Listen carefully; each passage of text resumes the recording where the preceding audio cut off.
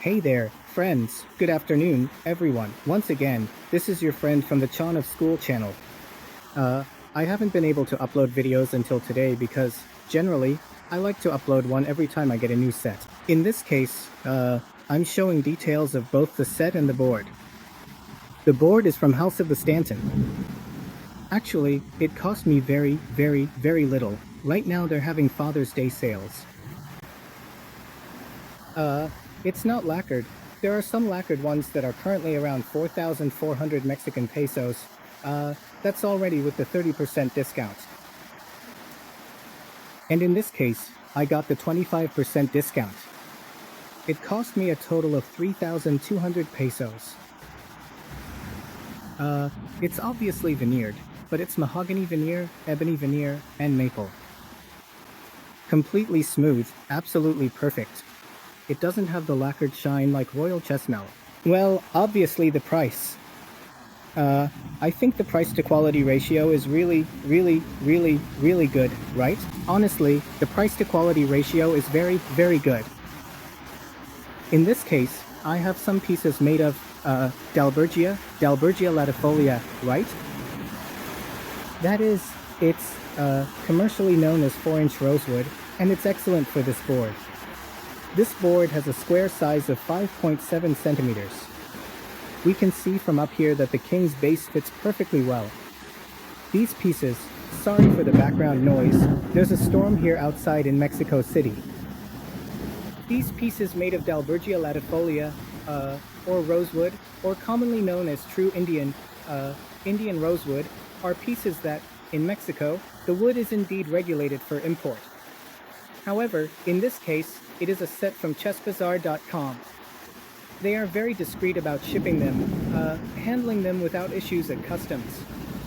They are declared as rosewood. Here you can see a slightly wine, reddish tone, right? But it's not paddock, okay? It's not wood, rosewood. It's a very beautiful wood. In this particular case, it's currently under a yellow light, but under a bright white light you can truly see a very beautiful and exquisite tone, right? It's a really beautiful shade. It has very beautiful grain patterns that are characteristic of this Dalbergia latifolia wood, right? Or true rosewood. These are very stable pieces in this case because it's a 4 centimeter set. It was bought with, look, here you can see the natural grain of the wood. I mainly talk about them because they're the ones people go for, right? The looks in the set. Bob's pieces also come in perfect condition. Well, not perfect. I'll tell you in a moment what happened with Chessbazaar.com. A board, honestly, the price to quality ratio is amazing, amazing price to quality ratio. It arrived in just 5 days from the United States, from House of Stanton. No matter how hard I looked for flaws, details, there just aren't any, right? The thickness isn't much. It's not like the royal chess one, which is practically an inch or almost an inch thick. This one is actually about half an inch, but it's really good. All of this is, veneered in mahogany, right? Very smooth.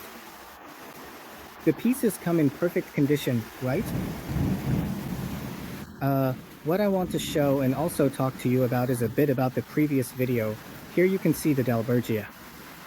It's not paddock, meaning it's not with rosewood, right? Let me see if I can get a bit closer to the white light. It's just that it's raining outside, and I don't want to get them damp. Look. It's not shisham either, right? Or paddock sasso, which is more expensive, right? This one is indeed rosewood, or Indian rosewood.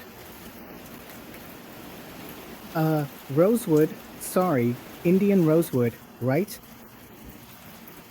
Of course, since it's from Chessbazaar, the details, this is a mid-range chess set, a workhorse, very stable, right? Now with the yellow light, if you can see, it takes on that wine color tone, which is very characteristic of rosewood or Indian rosewood. Yes, it is prohibited. It's protected here in Mexico under CITES, but you can still acquire it. There is some risk, but look, here it's a purplish color. Just as you see it, that's how I see it too. When the light is a bit dimmer, it looks black like ebony, right? As you may know, I have sets made of ebony, of paddock or wood rosewood, of aged boxwood, regular boxwood, or fresh, and also of shisham, which I've already shown. The boxwood pieces are really nice, their color. But something that really surprised me about this set is the size and the uniformity. Sorry, well, it's basically the same, the uniformity and the tone. Very uniform in tone and very uniform in size, right? It almost looks like it was made with a 3D printer, except it came with a big aesthetic issue, which Chessbazaar.com is going to fix for me in a very kind way. They told me yes. Chessbazaar does try to convince you at first that, since these are handmade, well, it's a normal mistake and that's what gives the charm of having a high handmade set, but that's not true, okay? When you see this, here the craftsman slipped up with the lathe. This kind of finish shouldn't be on the knife. That little hole you see there is from the lathe, it was done wrong. And here too. Here, it even went over the mouth. How can we tell? I'm going to turn it around. The design should be like this, like any classic 1849 Staunton, where you can clearly see that this is a big imperfection, but only in the craftsmanship. They're not broken, they're not chipped. You can see it, right?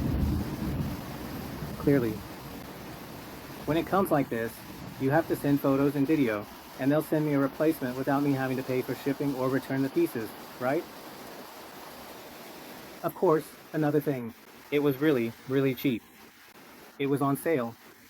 Chessbazaar.com is known for that, because they really do offer great deals for a short time, but certain issues like this with the knight can come up, which, with Royal Chessman, just doesn't happen. This chess set with a 4.0-inch king in Dalbergia, which really is Dalbergia, actually Dalbergia lanifolia, which is pretty hard to bring into Mexico to a certain extent, only cost me 2,200 Mexican pesos. That is, it cost me just over $100, including shipping and taxes. Its original price is around $240. Even so, it's not very expensive. Honestly, it's really worth it. So, this whole set actually, cost me both the board, and the pieces. The board was about $153, plus another, another 110 or $120. So, we're talking about 150 and, let's say, 160 plus 110, so at most, $270. I think it was a bit less, almost 250, but that's with the board, right? Of course, one is from House of Staunton and the other is from chessbazaar.com. To do that, in reality, it's the first time I wanted to buy from Chessbazaar because I know it's not. It doesn't have the same quality as Royal Chessman, which I could tell by the knights, but they treated me the same and they're going to make the exchange for me. Very well. I'm still recording with my phone, guys. Honestly, I haven't had time because of my job to do this, well, to have someone help me too, because sometimes I'm alone. So, no one helps me with the camera either. Alright, what I wanted, or what I want to tell you. So, people have asked me what's going on with the ebony pieces. Sorry, the ebonized pieces. Look, right now I have, 22.9 degrees temperature and 67% humidity because it's raining. So yes, plus the roof, remember, I always make them here with an asbestos sheet roof to really push some pieces to the limit. These have held up very well, even with humidity up to 75%. These chess pieces are made of Dalbergia. This particular chess set is also made of sesame and has also withstood relative humidity as low as 30, with temperatures of 35 degrees. The smaller a chess set is, the more stable it tends to be. And the wood from Dalbergia latifolia, or rosewood, just like it sounds, rosewood or Indian rosewood, which is what you're seeing here on screen in the pieces, in this case for the black pieces. These pieces are also very resistant, just like the sesame. Uh, Ebonized pieces, let me quickly explain, it's a dyeing process, but a chemical one. It's a process where the texture of the wood does change, there is oxidation, and there's also a reaction with some of the tannins in the boxwood. It's simply the same boxwood, but it's been chemically dyed. It's not like they're going to paint it with a brush or apply some special paint, no. There's an oxidative process, and also, there's a process where the terpenes react with certain chemicals. I'm not going to say which ones either, because that's not the point of this video right now. So, about a millimeter or half a millimeter of the top layer gets dyed. The dye does penetrate a bit deeper, but if you take an ebonized piece and sand it a little, of course, don't do this, because you'll remove the black ebony color. It will look just like boxwood, you see? Because it's the same wood. So, that gives it two advantages in the sense that you don't have to worry so much if, because someone told me, I already ordered a set that's a bit more expensive from Royal Chess, but it's ebonized and I'm worried it might break, or it might crack. And maybe I don't take as much care of it as you do. I mean, don't worry, nothing will happen as long as, if it's properly treated and you don't expose it to the sun for too long, and you don't keep it somewhere hot with radiation, like, say, 40 degrees and 20% humidity, nothing's going to happen to it. They hold up really well. That's the difference between ebonized wood and what real ebony actually is. Ebony is very, very delicate. It's a very dense wood, very beautiful, cool to the touch, and heavy. Over the years, its value increases, but since it's so hard and dense, I've already explained this in great detail in other videos, it can crack, you know? It can even crack along the way. Well, so far I've only been lucky enough to buy 2 ebony sets from Royal Chess for that reason, because I know they can arrive with cracks. I know Royal Chess will replace them for me, but again, there's always the risk. They've already replaced them for me twice, and both times the replacements also arrived cracked, and they replaced them again. It wasn't until the third time that the pieces that had arrived cracked finally came in good condition, and I've taken really good care of them. I don't do it because, unless I'm missing a set from my collection, maybe I try again with ebony. I have 2, and if you're thinking about buying an ebony set, honestly, buy it from Royal Chess or House of Stout. Don't mess around too much with Chessbazaar. They might try to bargain with you a bit on the replacement, maybe offer you some store credit, which is fine, but they also have their own policies, so they don't always accept returns. In my case, they accepted it, including the fact that they were Vogue Knights, because the price wasn't very high, the size wasn't big, and it was my first purchase with them, so they wanted to make a good impression. But I wouldn't really recommend them, you know? If you're going to get an ebony one, take really good care of it. If it arrives in perfect condition, never open the box as soon as it gets to you. Preferably, open it at night, especially if you're in a warm place where there's good humidity and a good temperature, not above 30 degrees, and not in dryness of 10 or 15 degrees. If it's really hot, don't open it. But don't worry about the ebonized ones. The ebonized ones are more durable. You can use them to go to a chess club and play like that, maybe even outdoors for a while. Always make sure that no piece is exposed directly to sunlight, because over time they can oxidize and they can also fade or lose their color, even the ebonized ones. But really, don't worry about it. When chess sets are 4.2 inches, they're also more stable, regardless of whether they're made of ebony, paddock, sesame, Dalbergia latifolia, or ebonized wood. They're more stable and tend to crack less often, let's say, with a lower chance than the bigger ones, like the ones I also have that are 4.5 or 4.6 inches for the king. Those are often more inherently unstable. If you truly want to buy an exquisite ebony set that's significantly more stable and arrives without any significant issues whatsoever in its original package, I would highly recommend getting a substantial 4-inch king from either Royal Chess or the esteemed House of Staunton. However, please don't worry too much. If they're ebonized, it's also very, very unlikely that they'll get easily damaged or cracked in any way. Yes, you do need to be careful. You should always take extra care with this kind of chess set, because remember, these are living woods, especially if you buy them from these stores. Even if they're mid-range sets like this one, the wood itself is still high quality.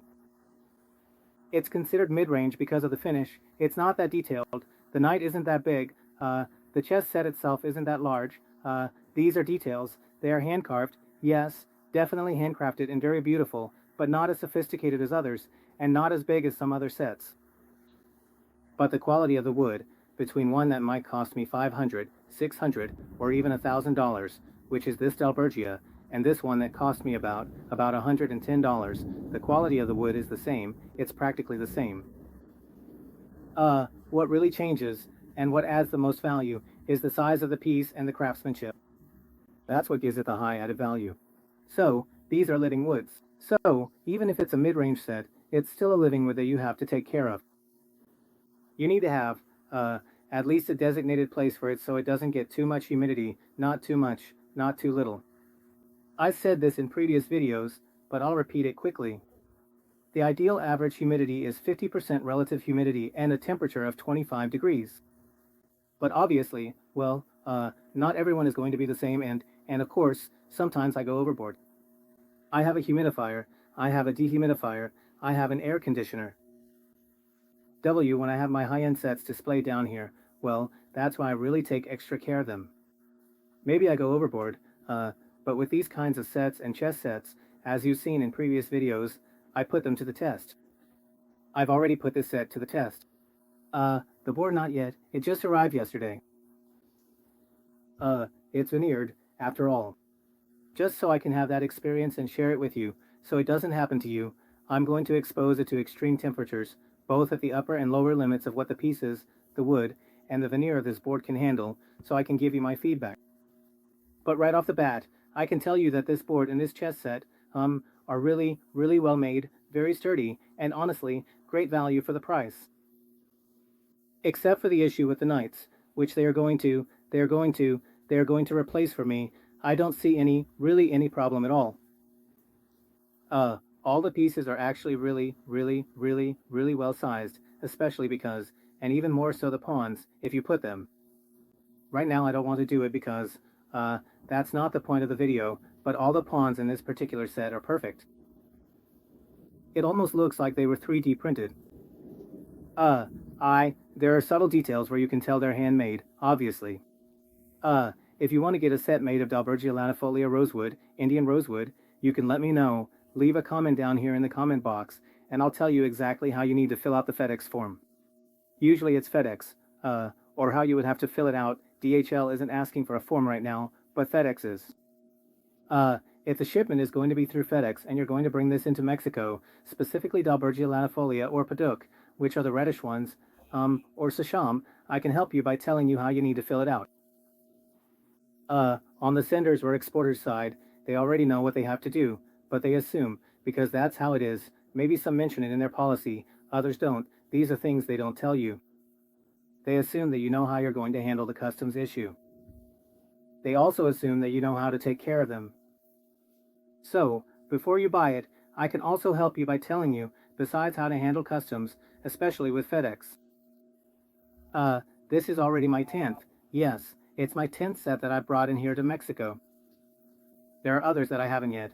I just unpacked them to check that they arrived okay. I still haven't made videos of those sets. Yeah, all of them are from Royal Chess Mall. Right now, this is the only one I have from Chessbazaar.com, and the board is currently the only thing I have from How Fast is Stoughton. There's one on the way that I think will arrive on Tuesday by DHL, which is the Tilted or Leaning Knight from Royal Chess Mall. Very beautiful. And there's still another one they're making for me at Royal Chess Mall. I'm going to have around 12, I think. With this experience, I can now tell you what you need to do so you don't have any problems with customs, even when they arrive. I'm talking about the case for Mexico at the Toluca Customs Office, which is very problematic. That's all for today, folks. If you have any, questions, just leave them in the comment box. For those who want to buy ebonized pieces, remember, I already told you what ebonizing is in general terms. It's bog, but it's simply been chemically treated so it darkens. The tannins in the wood, react and darken, they oxidize. I don't want to get into the details of giving you, well, the chemical reactions that happen there. I'm a chemical engineer, but, I'm not going to get into those details right now because this isn't, well, the time to give a course on chemistry, right? Or, you know, on mass transfer and heat energy, just to keep you safe, right? It's just that you have to use a lot of common sense and, and know that these pieces, these woods, are alive, and if you take good care of them, they'll last you many, many years. If it's an ebonized piece, it'll also last a long time. When you're going to buy something more aesthetic like this, and these woods that require more care, You can check out my previous videos to see all the experiences I've had and how to take care of them. That's all for today, folks. I hope you'll give me a like. I'm going to upload some shorts about cleaning humidifiers. There's a video out there where I recommend a really good one that has lasted me up to now. I was using it during the hot season, 24/7 without stopping. You just have to disinfect and wash them every third day, but they're really, really good. They cost me less than $50, including shipping on Mercado Libre. You can choose any other one. I can advise you for those who have a chess set like this, not necessarily from these stores, but if you have this type of wood and you really don't know what kind of care it needs. Of course, they're not going to break or crack overnight, from one day to the next, but sometimes it does happen. Sometimes when they arrive, you set them up and in 4 or 5 hours, bam. Surprise, the ebony is cracked, right? Or the pedot piece is cracked. Usually, those are the ones that crack the most, and, well, yes, they'll replace them for you. But sometimes 3 or 4 years go by, the warranty has already expired, 5 or 6 years, and suddenly you find a crack. That's why. So, yeah, you really have to take as much care of them as possible, right? Within our own time and according to what you want. If you're not as crazy as I am about buying so many chess sets, just buy one, whichever you like, and take care of it for life. An ebony one is the most collectible, obviously. Ebony wood is, par excellence, the most collectible, the most elegant for having a good chess set. But also Paddock or Dalbergia latifolia, in this case, is very, very, very beautiful. Anything you need, friends. I'm here and will be watching for your comments. Best regards. I hope to be uploading videos soon, about the sets, the ones that are about to arrive and also the ones I still have pending, which I need to put here to show you. Honestly, I just unpacked them to check that they arrived in good condition and then I put them back in their boxes. And the idea is to make videos little by little, but always keeping in mind the care that would requires.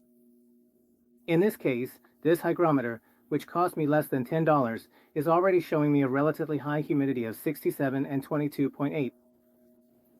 That can cause them to start swelling. Of course, they're not going to swell up overnight. I'm letting them acclimate. That's another tip I'm going to give you. You can acclimate this kind of live with your city, to your climate, but only up to a certain point, and gradually. Now that I have 69, my relative humidity has gone up to 69, I'm going to put them in their case. I have their little silica gel packets, and it's all good. That's all for today, folks. I have a video where I show the ebonyizing process, which people have asked me about. That's where you'll see that battle chess set. I've exposed it to temperatures of 40 degrees Celsius, sometimes directly under the sun, with a relative humidity of 10%. Then at night, the humidity changes. Right now it's almost 70%, with a chilly 19 degrees. Absolutely nothing has happened to them, neither to the bog pieces nor to the ebony ones I bought. Those are from here in Mexico City, from a mid to lower range chess set for daily use, also made of wood, really good quality. I'll let you know more about it later. I think in a video I mentioned the store where it is. It's in Cuehuacan, and it's run by a Mexican international master. It turned out really good, really beautiful. Of course, sometimes it's just luck. Sometimes the set you buy is well cured or well ebonized, really well ebonized, and sometimes it's not. So, the best thing is to take basic precautions. And for those of you who have your boards, your boards too, because I'm also going to talk about the board in pieces in this range, and didn't know about this, try to give them at least this basic care. And for those who want to buy them, don't get discouraged. My goal isn't to discourage you from buying them. Go ahead and buy them, just make sure you know how to take care of them. Actually, the cost of caring for them isn't expensive at all. It's really just about using very cheap things. The hygrometer, well, I go a bit overboard, but I have it there so I can tell. You know what? I can take it out. You know what? No, I better put it away. You know what? I can play. You know what? No, this one's for everyday use, right? And the Xinjiang I have has also held up well. So I just take them out and sometimes go play at the park, or I play here with some friends, with another board I have for everyday use too, which is also veneered like this one and has held up really well. So, that's all, folks.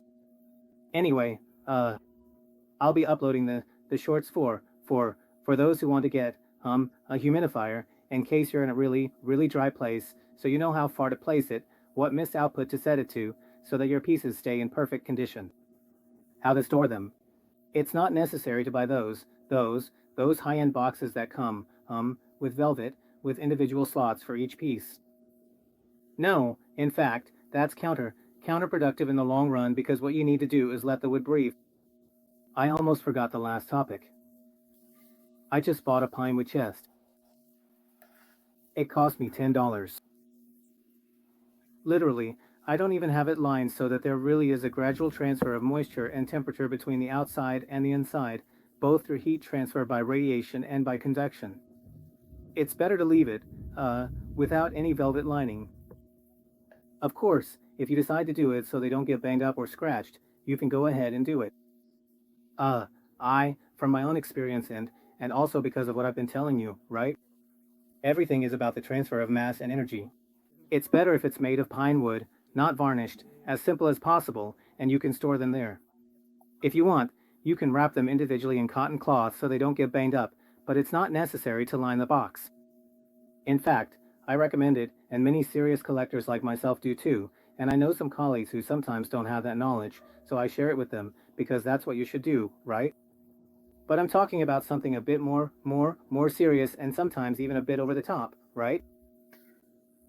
That's all, folks. If you need anything, I'm here at your service. Sorry, I hadn't been able to upload the videos. I've also been a bit busy. There have been days that are both really hot and really rainy, so I haven't wanted to, put out some pieces.